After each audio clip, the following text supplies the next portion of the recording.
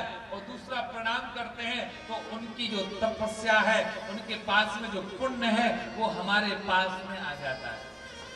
कैसे? जैसे एक करंट के तार में जो वायर होता है ना, दूसरा तार स्पर्श करेंगे तो उस तार में भी करंट आता है। जब हम संतों के पैरों को प्रणाम करते हैं, स्पर्श करते हैं, तो उनके शरीर में जो करंट रहता है, जो जाप, जो तपस्या रहती है, वो हमारे शरीर में भी और करंट प्राप्त हो जाता है, करंट दौड़ जाता है।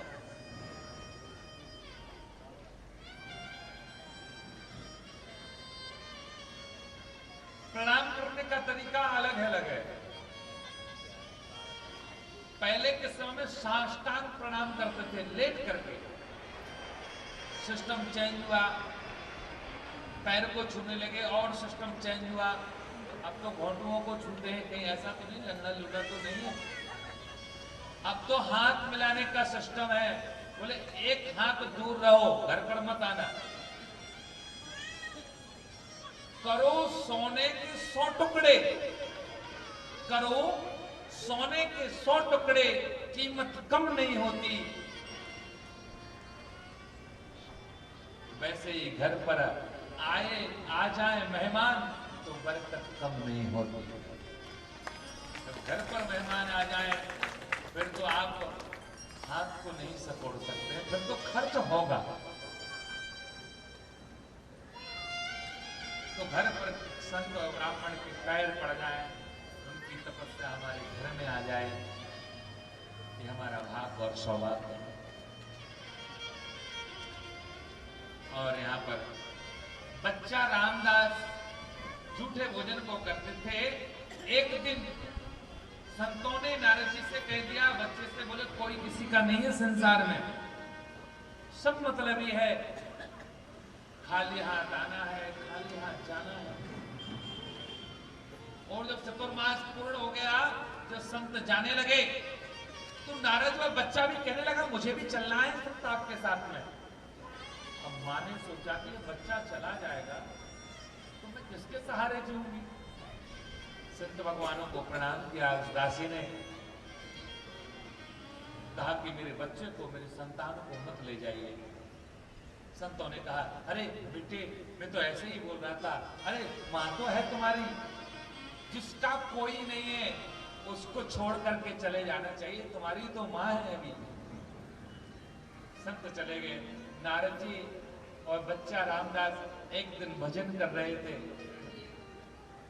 तो भजन करते करते उनको थोड़ी सी याद आई और कहने लगे कि हे भगवान, मेरे और भजन करने में जो बाधा आ रही है वो दूर कर दीजिए। और भजन करने में बाधा तो माँ थी। कई माताएं अपने छोटे छोटे बच्चों को मंदिर नहीं जाने देती हैं, संतों के पास में नहीं जाने देती हैं। ऐसा नहीं हो कि कहीं संत उसको बाबा बना दे, चंदन चंदन लगा ले होंगे, डर लगता है। एक दिन की बात है, कहीं कथा कर रहा था तो संडे का दिन आया तो बच्चों की छुट्टी थी। अब यजमान के घर में ही रुके थे तो भाई उनके बालक, 4-5 बालक आ गए, बैठ गए, चर्चा हुई क्या बोलते हो पिताजी को। बोले पिताजी किसको बोलते हैं? दादाजी को बोलते हैं। डैडी बोलता हूँ पिताजी। मैंने कहा नहीं, आज से उनको पिताजी बोलना। उनको बहुत अच्छा ज्ञान बताया, बोले अच्छी बात है, सवेरे से राधे राधे, सीताराम। अब भैया जैसे ही वो घर पर बालक गया तो डैडी को पिताजी बोला, और सुबह जय राधे राधे, राधे श्याम, सीताराम। पिताजी ने सोचा ये तो बाबा बनने वाला है। भाई किसने बताया है कि पिताजी बोलो, डैडी क्यों नहीं बोल रहे हो? बोले तो महाराज जी आए, उन्होंने बताया है। तो सोमवार को मेरे पास में आए, मैंने कहा भाई मिलना होगा। तो बोले मेरे आचार्य लोगों से, बोले महाराज जी से अर्जेंट काम है। बोले भी ऐसे में कैसे? बोले नहीं अभी मिलना है महाराज जी से। चलो बताया, बुलाइए। अब पास में आए, बोले क्या बात है? बोले महाराज जी आप कथा अच्छी कर रहे हैं लेकिन बच्चों को मत बिगाड़िए। क्या बिगाड़ रहे हैं? बोले मेरा बेटा 2 दिन से मुझे पिताजी पिताजी बोल रहा है। बोले पिताजी तो अच्छा है। बोले पिताजी बोलता है तो ऐसा लगता है कि मैं बूढ़ा हो गया। और मैंने कहा डैडी अच्छा लगता है। डैड कहते हैं बॉडी को, जिसके अंदर कोई आत्मा नहीं है। बॉडी को पागल बनाते रहो, इसलिए बच्चों को हम डैड कहने के लिए कहते हैं, तो आने वाले समय में वो पागल ही तो समझते हैं, ये तो कुछ जानते ही नहीं है, तो बॉडी है। तो बच्चों को हम संस्कार अच्छे दें। मोम ना बोले भाई, मोमबत्ती को तो जलाया जाता है? संस्कार हम अच्छे डालें। इस संसार में कोई किसी का नहीं है। नारद जी को बाद में कहा नहीं, सब ठीक है। नारद जी ने सोचा जो बाधा आ रही है वो दूर हो जाए। बाधा तो यही थी कि माँ भजन नहीं करने दे रही थी। सुबह सुबह माँ गौशाला में गई और गौशाला में जैसे ही जाती हैं तो जिस समय गाय को दोह रही थी उसी समय पर एक सर्प आया, और जैसे ही सर्प आया है तो सर्प ने उसी समय नारद जी की माँ दासी के लिए डस दिया है। नारद जी की माँ का देहांत हो गया है। नारद जी ने सब कुछ क्रियाक्रम करके, पिंडदान श्राद्ध करके भजन कर रहे थे, और भजन करते करते रो रहे थे। एक आंख में से नारद जी के ठंडे आंसू आ रहे थे और एक आंख में से गर्म आंसू आ रहे थे। जो सुख के आंसू होते हैं वह ठंडे होते हैं, दुख के आंसू गर्म होते हैं। नारद जी दोनों आंखों से 2 प्रकार से रो रहे थे। दुख का आंसू तो यह है कि मेरा संसार में अब कोई नहीं है, माँ थी तो वो ही चली गई। और सुख में इसलिए रो रहे हैं कम से कम भगवान की प्राप्ति तो हो जाएगी। भगवान का भजन किया, भगवान का आशीर्वाद प्राप्त हुआ और ब्रह्मा जी के द्वारा प्रादुर्भाव हुआ। और अब नारद जी थोड़े बड़े हो गए। अब नारद जी ने सोचा कथा को कौन कहेगा, कथा कैसे इस संसार में आगे बढ़ेगी। अब कथा के लिए नारद जी ने, कहते हैं कि ये जो भागवत कथा है, ब्रह्मा जी ने के पास में पहले 4 श्लोक थे, जिसको चतुश्लोकी भागवत कहा जाता है। सबसे पहले कितने श्लोक थे? 4। ब्रह्मा जी के द्वारा, कहते हैं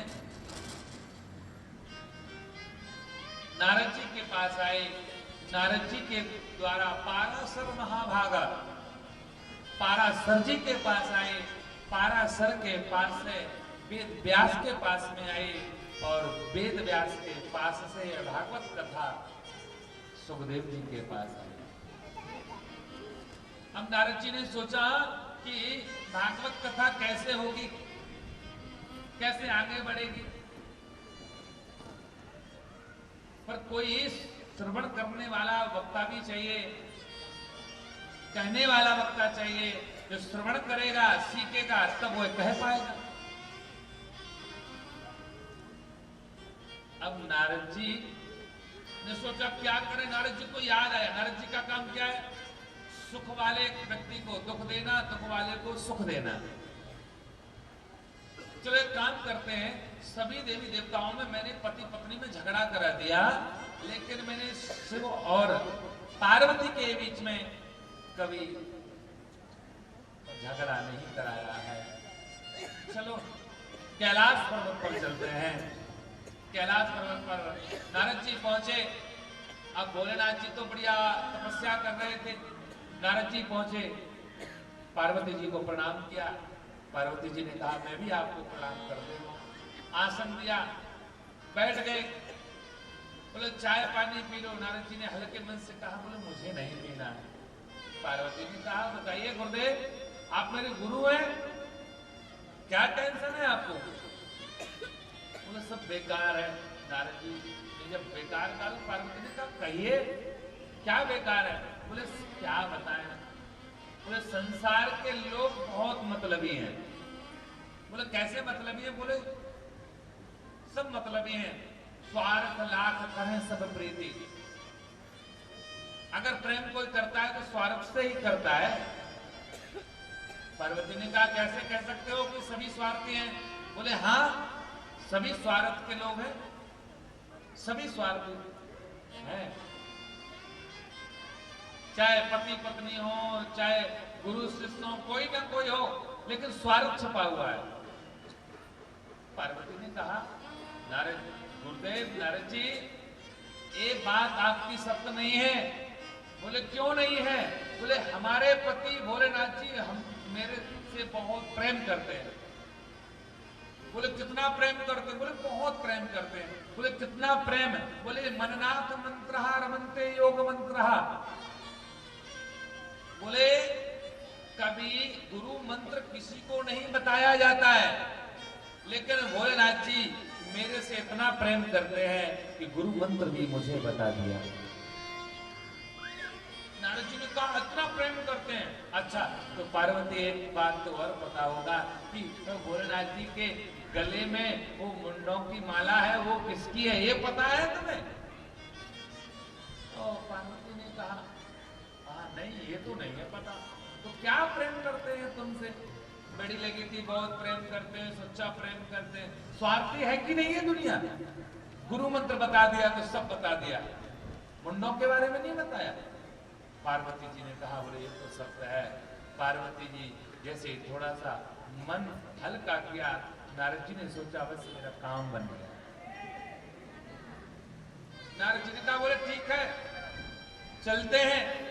चलते चलते जाते जाते और भोलेनाथ जी से कह गए भैया राधे श्याम। भोलेनाथ जी ने कहा नारद जी कैसे? बोले सब ठीक है, माता जी याद कर रही है। नारद जी ने कहा, भोलेनाथ जी ने कहा नारद जी आए तो कुछ ना कुछ तो गड़बड़ हो ही गया है। ये बिना काम के आते ही नहीं है, और जब भी आते हैं तो कुछ ना कुछ बिगाड़ के ही जाते हैं। अब भोलेनाथ जी आए। अब भोलेनाथ जी के उस कैलाश पर्वत पर गोप भवन तो था नहीं। पहले के समय में घर बनता था जिनका, तो उसमें एक अलग से भवन होता था, अलग एक रूम रहता था कि स्त्री पहले के समय में अपने बड़े लोगों से बात नहीं करती थी।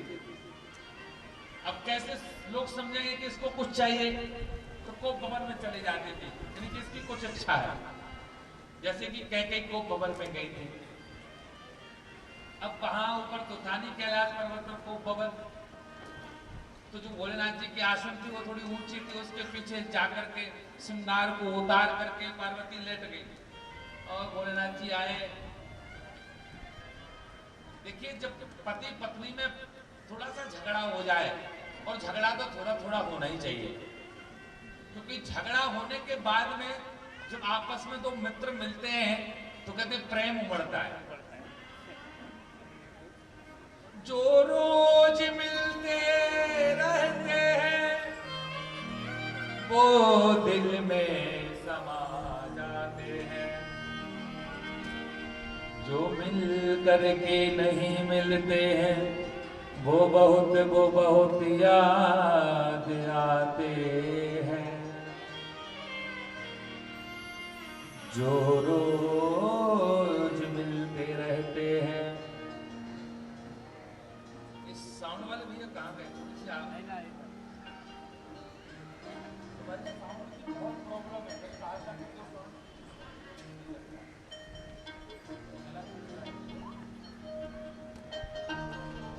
जय श्री राधे, जोर से बोले राधे राधे।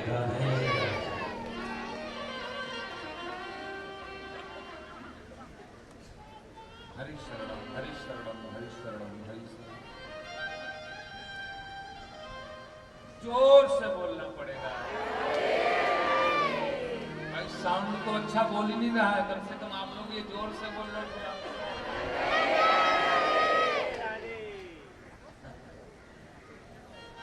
तो देखिए, तो भोलेनाथ जी ने पार्वती से कहा अरे क्यों रूठी हो, बोलिए। बोले कुछ नहीं, आप मेरे से बात मत करो। तो भोलेनाथ जी ने कहा क्यों ऐसे अनमनी बैठी है, बताइए ना।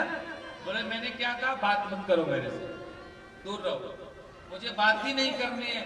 भोलेनाथ जी ने कहा अरे पार्वती जी बोलिए अर्धांगिनी, क्या बात है, बोलोगी नहीं तो मुझे कैसे पता चलेगा कि किस बात पर तुम रूठी हो। अच्छा ये बताओ स्वामी जी आप मेरे से सच्चा प्रेम करते हो। भोलेनाथ जी ने कहा बिल्कुल सच्चा प्रेम करूं तो से, तो इससे तो प्रेम करूं, और कौन से प्रेम करूं मैं, तू सब जाना है फिर भी पूछ रही है, कहा पूछ रही है, वो को सही बता, तुम उससे सच्चो प्रेम करे या ना करे। भगवान भोलेनाथ जी ने कहा पार्वती मैं सच्चा प्रेम तुमसे करता हूं। पार्वती ने कहा तो फिर ये बताइए जो सच्चा प्रेम करते हो तो तुम्हारे गले में जो मुंडों की माला है वो किसकी है, ये क्यों नहीं बताया। अरे इस बात पर रुक गए, क्या नारद जी तो नहीं आए थे। बोले आए थे, हाँ बस इसी के बारे में बोल के चले गए वो। अच्छा मुंडों की माला किसकी है, पार्वती ने पूछा। भोलेनाथ जी ने किसकी है, ये तुम्हें पता नहीं है सिर्फ किसके हैं, पहचाना नहीं तुमने इन मुंडों को। पार्वती ने कहा नहीं पहचाना। बोले ये जो सिर है ना ये तुम्हारे ही तो सिर है। बोले पार्वती ने अपना सिर देखा, मेरा सिर तो है, ये किसके हैं। बोले तुम्हारे हैं।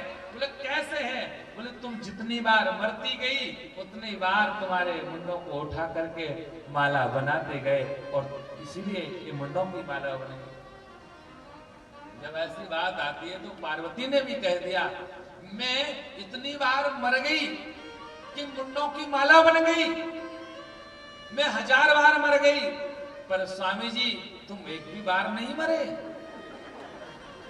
तुम अभी भी जीवित हो। ऐसी कौन सी दवा खा रखी है, ऐसी कौन सी टॉनिक तुमने पी रखी है कि तुम मरते ही नहीं हो। भोलेनाथ जी ने कहा कि मैंने अमर कथा को सुन के रखा है। कौन सी अमर कथा है। बोले मैंने भागवत कथा को श्रवण करके रखा है। जो भागवत कथा सुन लेते हैं और जो भागवत के यजमान बन जाते हैं, भागवत कथा में जो पूजा कर लेते हैं 1 दिन की या 7 दिन की या हवन कर लेते हैं, तो ये बात यथार्थ सत्य है कि उनके पितरों के लिए अमृत का रूप, अमृत की वह 4 बूंद और भगवान की प्राप्ति, और पितरों के लिए जो आपके पित्र हैं उनके लिए भगवान के चरणों में स्थान मिल जाता है। ये भगवान की पूजा करने का फल प्राप्त है। और नित्य बहुत यजमान यहाँ बनते हैं, तो जो भी पूजा करना चाहते हैं तो पूजा करने के लिए अपना नाम कार्यालय खुला हुआ है, वहां पर आप अपना नाम अंकित करा सकते हैं और हमारे दीक्षित जी से संपर्क कर सकते हैं। जिसमें कि आज 3रा दिन लगभग हो ही चुका है, तो इससे 4 दिन आप लोग विशेष पूजा कर सकें और लास्ट दिन हवन और भंडारा। देखिए अन्नदान सबसे बड़ा दान है, तो भंडारे के लिए भी दीक्षित जी से संपर्क करें जो भी भंडारे में सहयोग करना चाहते हैं, क्योंकि 20 तारीख को बहुत विशाल यहाँ पर भंडारा करने का सोच रहे हैं दीक्षित जी, तो सभी लोग इसमें सहयोग करें। सहयोग आप लोग अच्छा करेंगे तन मन धन का, तो आने वाले समय में ये अपनी फिर से छाती लगाएंगे और फिर से कथा की तैयारी करेंगे, तो फिर से कथा अगले साल हो सकती है।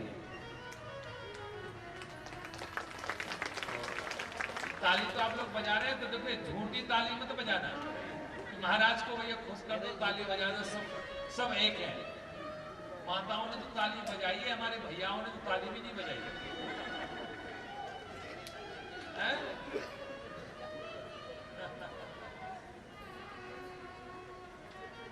शायद हमारे ये भाई लोग अपनी अपनी पत्नी से डरते हैं, बोले अगर यहाँ ताली बजा दी हो पैसा देना पड़े ना तो कैसे देंगे, पत्नी से पूछना पड़ेगा पहले। अच्छा एक बात बताइए, स्त्री जो घर की स्त्री है वो किससे डरती है?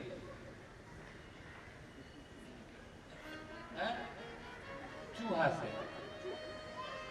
स्त्री किससे डरती है? चूहा से। चूहा किससे डरता है? बिल्ली से।